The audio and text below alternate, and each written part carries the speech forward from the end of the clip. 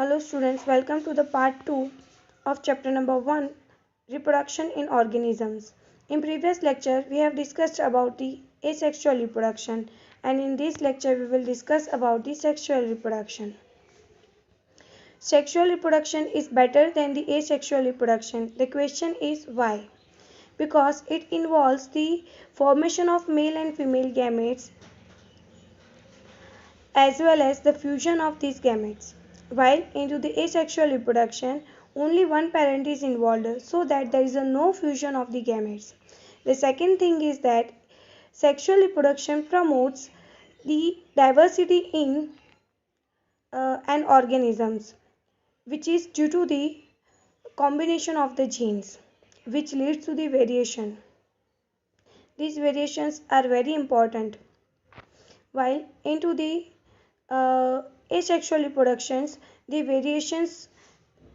genetic variations cannot be occur. Why? Because there is no fusion of the gametes, only one parent is involved, right? So there is no variation, and if there is no variation, it cannot take a part into the evolutionary events, right? So variation, it is important for the survival of the organism, and it is also a part of the evolutionary event. This is the reason why the sexual reproduction is better than the asexual reproduction. Now, as I have told you, in sexual reproduction, it involves the formation of the male and female gametes in the same individual. That these organisms are bisexual, for example, earthworm. While the formation of the male and female gametes are also occurs into the different organisms, and these organisms are the unisexuals. That means they possess the opposite sex. Okay, in the bisexual organisms are known as the hermaphrodites. Okay, these all organisms reaches to the stages of the growth and maturity before they produce sexually. So on this basis they are differentiated into three phases. They are passes from the three phases. The first phase is the juvenile phase. In this phase the animals uh, the period of the growth to attain the maturity, it is called the juvenile phase. In plant it is known as a vegetative phase. Okay, that means organisms जब अपने maturity attain करते हैं, उससे पहले तक का period जब उनकी लाइफ में ग्रोथ हो रहा होता है, जब वो अभी तक रिप्रोडक्शन के लिए कैपेबल नहीं है, तब तक का स्टेज, जैसे ही वो मैच्योरिटी गेन करते हैं, रिप्रोडक्शन के लिए कैपेबल हो जाते हैं, तब ये फेज स्टॉप हो जाता है, right? So this phase is up to the maturity. जैसे ही मैच्योरिटी आ जाती है, वैसे ही ये फेज का एंड आ जाता है. तो juvenile phase, that means it is a period of the growth to attain the maturity. और प्लांट में ये फेज को क्या बोला जाता है? वेजिटेटिव फेज बोला जाता है. ओके, अब हम प्लांट्स पे डिटरमाइन कैसे करेंगे कि ये वेजिटेटिव फेज कितने टाइम तक है. तो जैसे ही प्लांट में फ्लावरिंग स्टार्ट हो जाता है, तो फ्लावरिंग स्टार्ट हो गया, that means juvenile phase, vegetative phase and up हो गया, राइट? फ्लावरिंग स्टार्ट होना, दैट मीन्स अब वेजिटेटिव फेज स्टॉप हो गया है एंड रिप्रोडक्टिव फेज स्टार्ट हो गया है. So the second phase is the reproductive phase, जिसमें ऑर्गेनिज्म रिप्रोड्यूस कर सकते हैं. जब तक वो रिप्रोडक्शन कर सकते हैं, रिप्रोडक्शन के लिए कैपेबल होता है, वो फेज को हम रिप्रोडक्टिव फेज बोलते हैं. ओके, जो हम लोग ये चैप्टर में डिटेल में पढ़ेंगे. Now the next is senescent phase. In this phase it is the end of the reproductive phase, right? We can call it as the old age. Okay, after this age the organism dies up, फिर उसकी death हो जाती है. सो जब old age आती है, जब organism reproduction के लिए कैपेबल नहीं रहते, उसके बाद जब ओल्ड एज आती है और उसके बाद वो ऑर्गेनिज्म डेथ को फॉलो करते हैं, ये जो फेज़ है वो फेज़ को हम सेंसेंट फेज बोलते हैं. So again let's have a recap of it. Organism passes through the three phases: juvenile phase, reproductive phase and senescent phase. So juvenile phase that means reproduction से पहले का फेज, जब ऑर्गेनिज्म ग्रोथ करते हैं और maturity तक पहुंचते हैं। मैच्योरिटी आ जाती है दैट मीन्स अब वो रिप्रोडक्शन कर सकते हैं जब उसमें हार्मोनल चेंजेस आते हैं। जो प्लेसेंटल मैमल्स है उनकी बॉडी में हार्मोनल चेंजेस आता है। ये हार्मोनल चेंजेस आने की वजह से वो रिप्रोडक्शन के लिए कैपेबल हो जाते हैं। तो तब तक का जो फेज़ है वो जुवेनाइल फेज़ है। उसके बाद रिप्रोडक्टिव फेज स्टार्ट होता है। तो जब तक ऑर्गेनिज्म रिप्रोडक्शन कर सकते हैं, रिप्रोडक्शन के लिए कैपेबल है, वो जो उनका फेज़ है, जब तक वो ऑफस्प्रिंग प्रोड्यूस कर सकते हैं, वो है उनका रिप्रोडक्टिव फेज़, जो हम ये चैप्टर में डिटेल में पढ़ेंगे। And the next one it is a senescent phase that means old age, जिसके बाद ऑर्गेनिज्म की डेथ हो जाती है जब वो रिप्रोडक्शन नहीं कर सकते।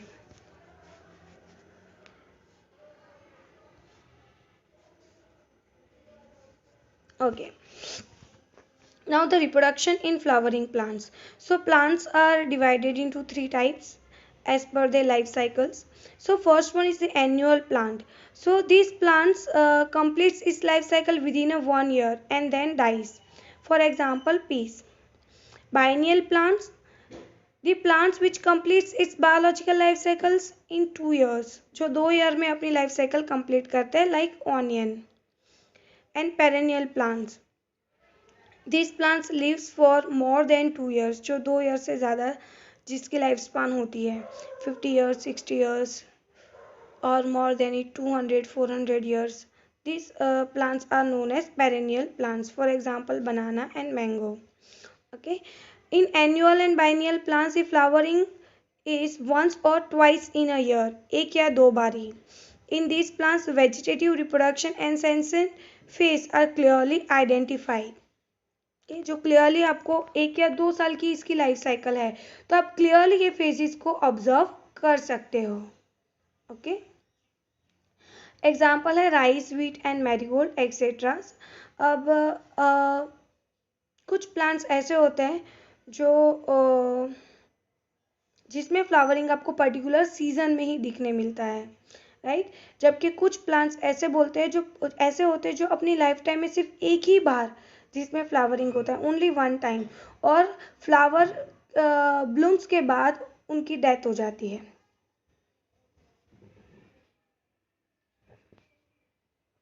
Let's see the unusual phenomenon of some flowering plants. So first example है bamboo species. So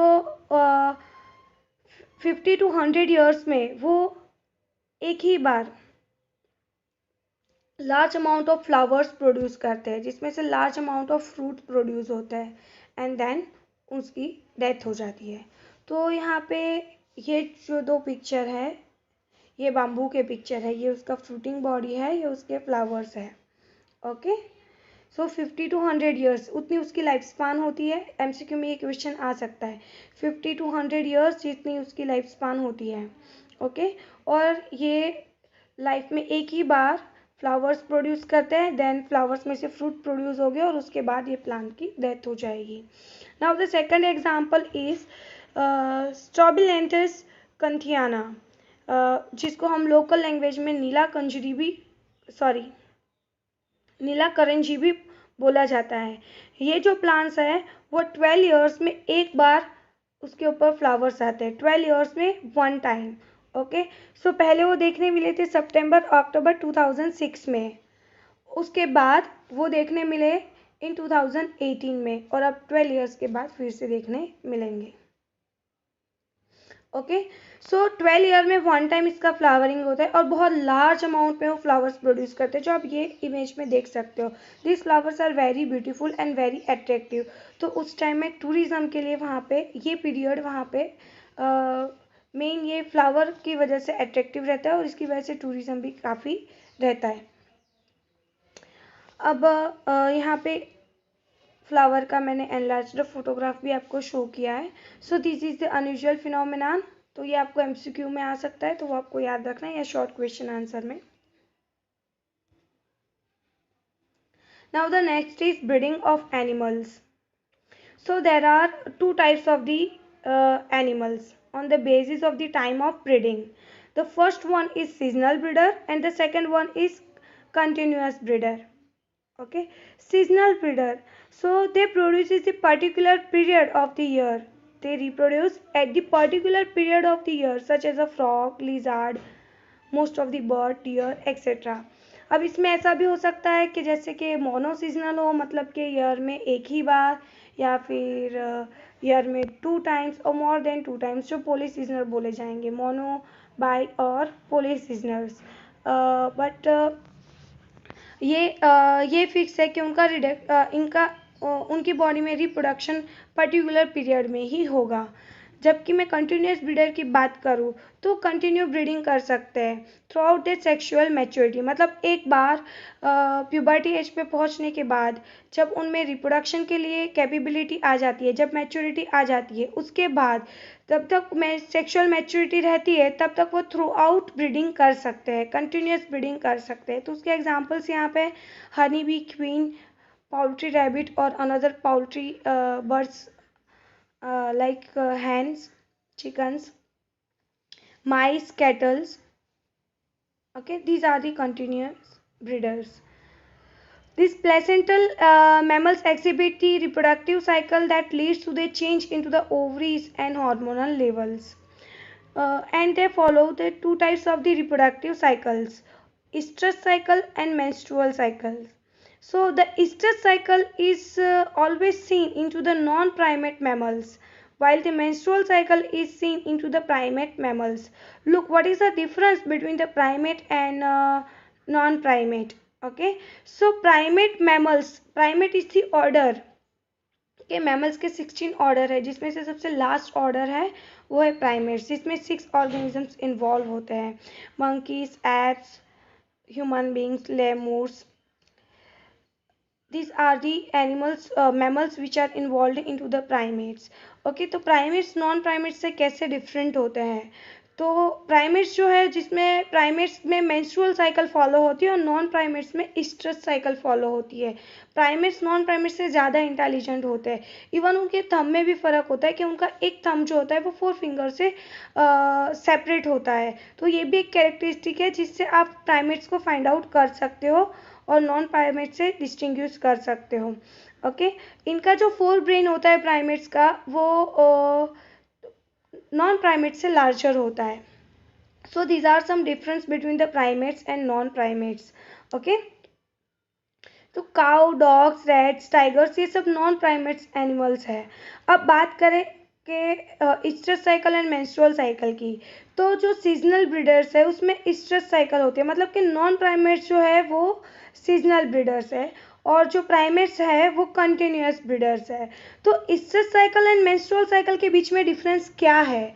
तो स्ट्रेस साइकिल जो है वो पर्टिकुलर फेज में होती है, जिसमें स्ट्रेस फेज आता है जो पर्टिकुलर सीजन में होती है. Right, stress phase that means एक ऐसा फेज जब वो रिप्रोडक्शन के लिए कैपेबल होते हैं, ऑर्गेनिज्म रिप्रोडक्शन के लिए कैपेबल होते हैं. ओके, उनकी बॉडी में हीट जनरेट होती है और तभी वो रिप्रोडक्शन कर सकते हैं, अदरवाइज नहीं कर सकते.